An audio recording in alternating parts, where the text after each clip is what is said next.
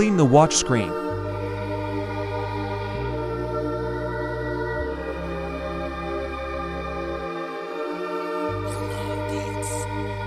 Fold the sheet sideways and remove the cut from the sheet.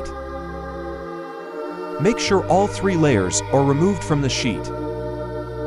Partially peel off the bottom layer from the cut, fold it outward, and carefully align and adhere it to the watch's screen. Check if the alignment is correct. If the alignment is incorrect, lift all the 3 layers and adjust the alignment.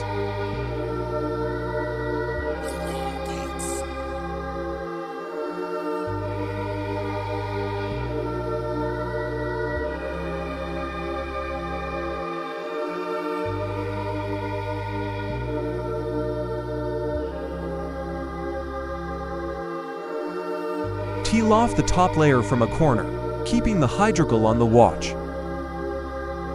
Using the squeegee, push out the bubbles in the corners.